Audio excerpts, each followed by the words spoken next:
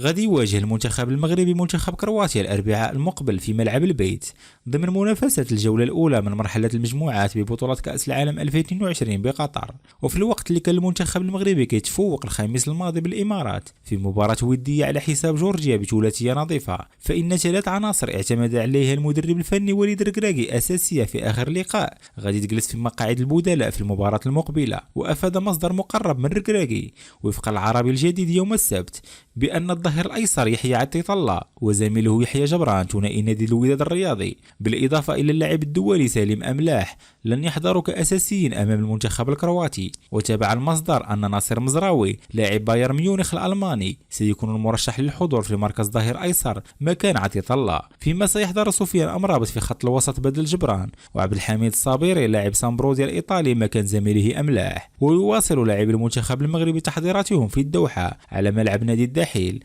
وكلهم أمل في تحقيق نتيجة إيجابية عندما يخوضون أول اختبار ضد المنتخب الكرواتي، في وقت الذي يأمل فيه أعضاء الجهاز التدريبي لمنتخب المغرب الوصول إلى أول لقاء دون إصابة أي لاعب بارز، وهو الأمر الذي غادي يربك الحسابات في آخر لحظة.